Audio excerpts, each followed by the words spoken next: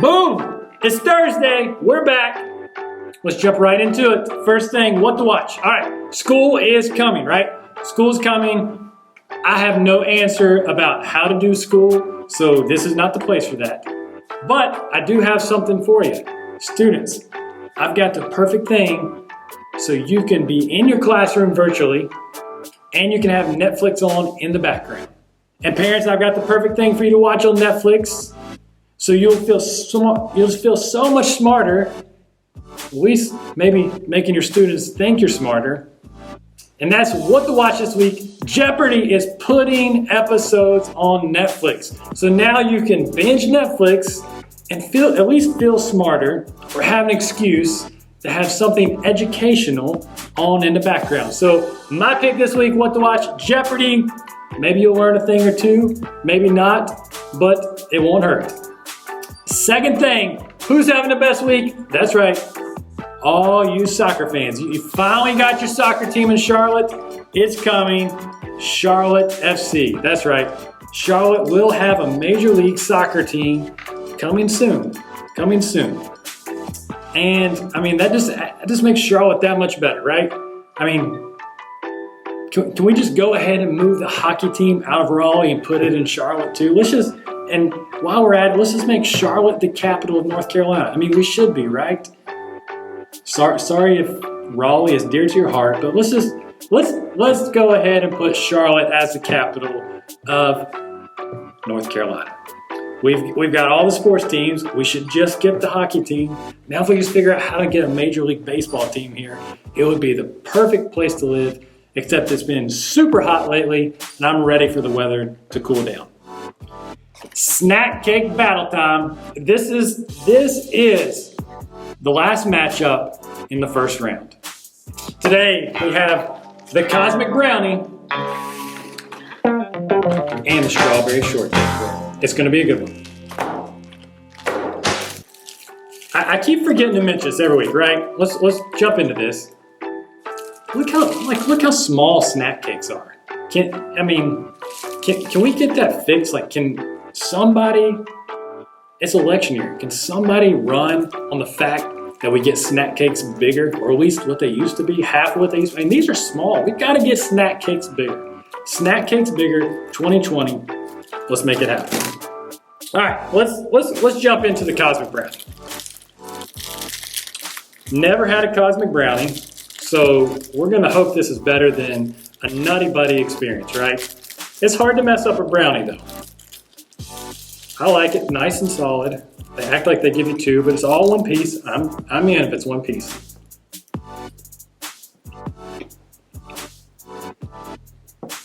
Like good, it's got a brownie taste. Tastes like a brownie. Got some nice fake sprinkle stuff on top. I'm not sure what I think about that.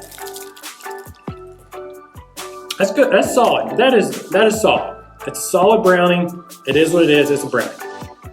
I like it. It's better than some things we've had on the snack cake battle. This was good. Strawberry shortcake. All right. You see this? They said, you know what? We're not going to do two things. We're going to do one, and we're going to do it right.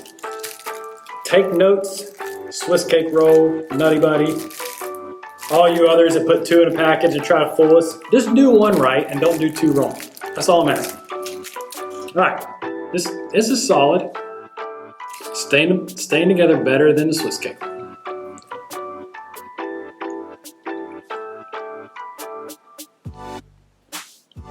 That's good. I mean, look at that. Look in there. Perfect mixture. Man, that's solid. That's so much better than Twinkie. I mean, they add strawberry into it. That makes it better. They took it up a step. They made it into one thing. Man, this is, all right. Totally two different things. We got one's chocolate, one's a little fruity, got vanilla. Kind of classic snack cake, classic chocolate.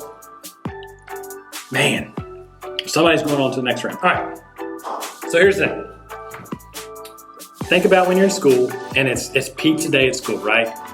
Everybody gets excited about pizza day at school. Because why? Because it's pizza day at the cafeteria. Here's the thing. That's a really awesome time when you have pizza at school in the cafeteria. But when you're at home on a Friday night and the family's ordering pizza, you know where you're not ordering pizza from? The cafeteria, right? There's much better choices. But pizza in a cafeteria is better than the other cafeteria food you get. That's kind of what I think about the Cosmic Brownie. While it's good, it's solid, and we've had worse here. It's basically the cafeteria version of a snack cake. So this week, strawberry shortcake roll. You're going on to the next round. Tough competitors ahead. We'll see what happens. You're definitely going on to the next round though. We aren't going to let a cafeteria version of a snack cake go into the second round. Strawberry shortcake roll, definitely superior than the Cosmic Brownie. We'll see you in the second round.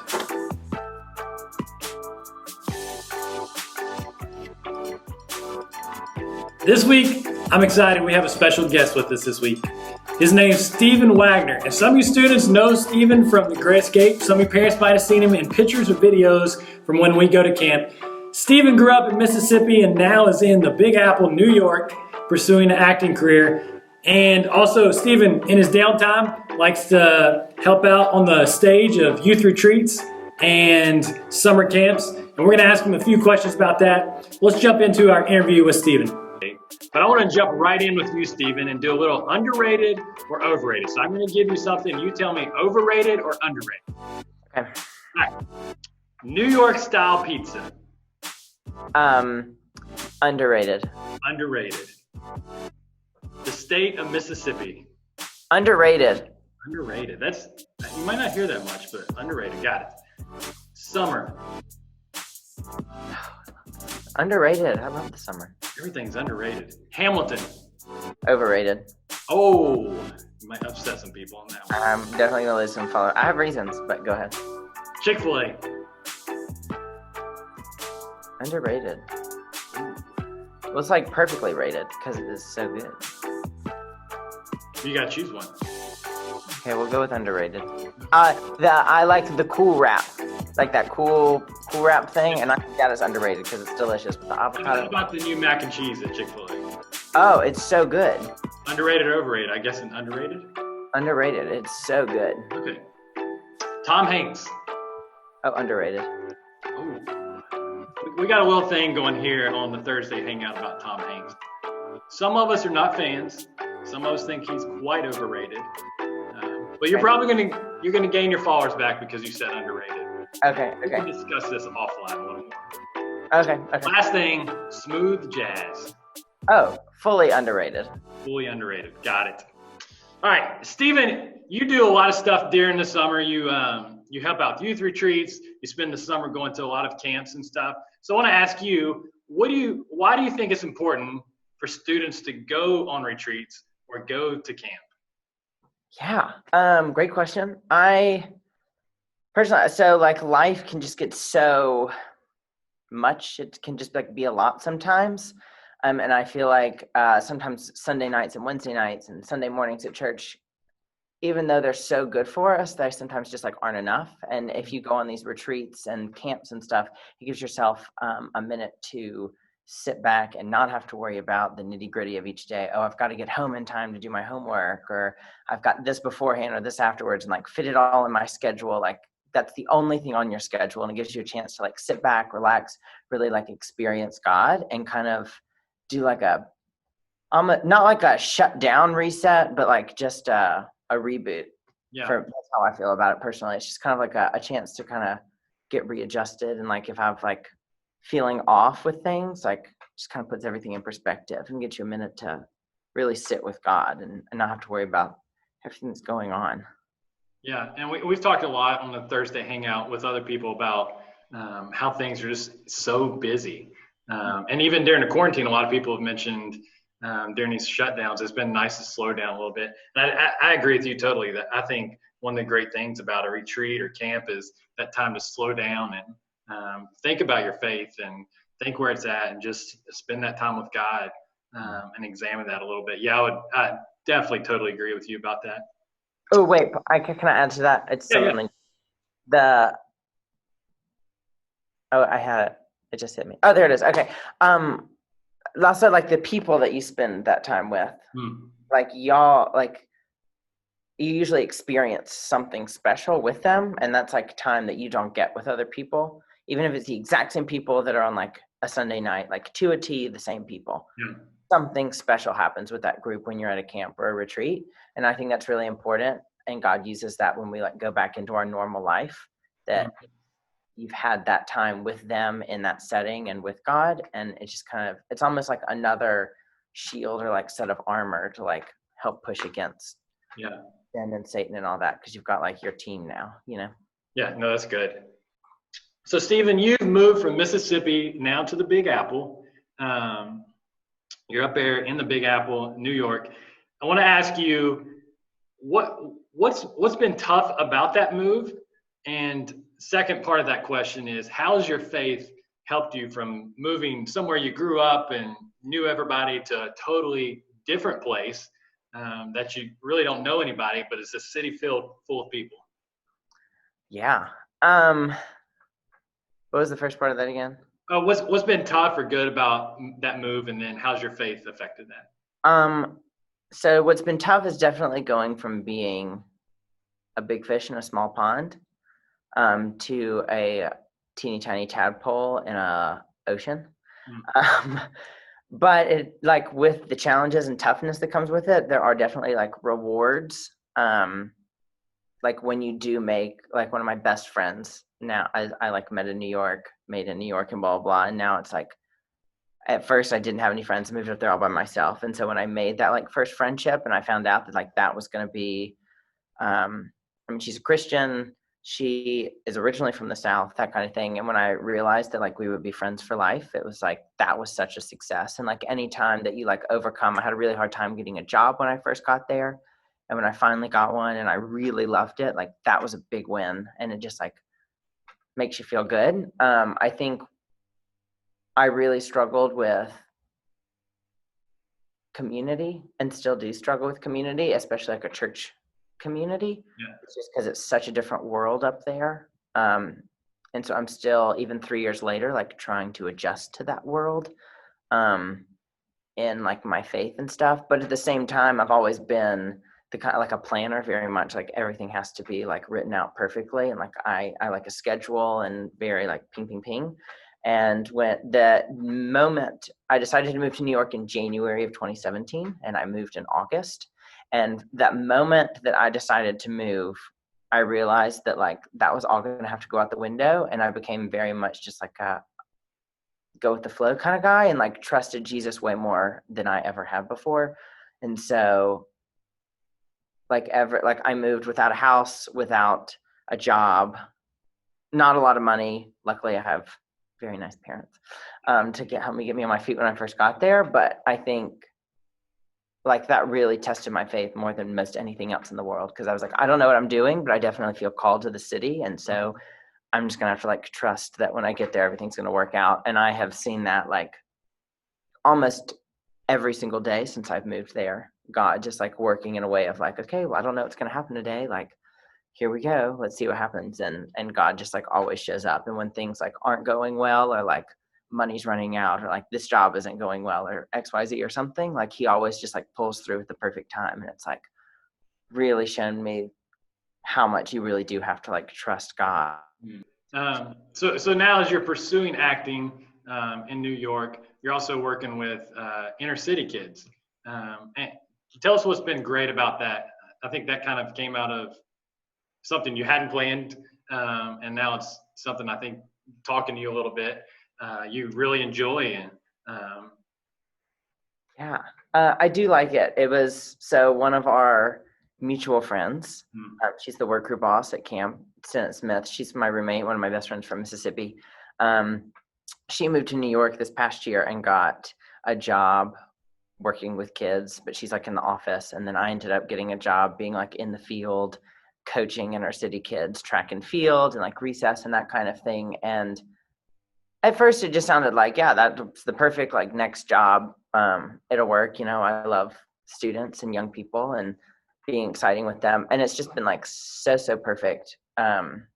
Pouring into them. I do Young Life. I'm a Young Life leader as well, but and that's a big passion. But kids that like, you don't know what their background is. You don't know if they know Christ or not. And just pouring into them on a daily basis. And the worst part is that I don't get to see them. The track kids I get to see frequently, but if I'm like substituting a recess or something, then like I've made that connection for a day and then it's out the window. Yeah. So you try to make it long lasting, but it has been fun to just, my other jobs were restaurant work, retail work, that kind of thing. And so there's not as much satisfaction in that, but getting to do something that you like truly love helps excite you for your preferred career path of acting. When you're like getting an enjoyment out of your other job that like pays the bills. And getting into pour into young people. That's awesome. Last question for you, Stephen. I've never been to New York City. So what advice, any advice whatsoever, if I was going to New York City, obviously not anytime soon right now, but if I was going to New York City, what advice would you have for me?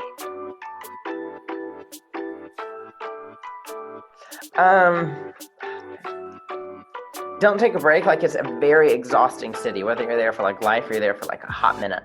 Don't like take a break, like truly get everything you can out of it, even though you're like super tired.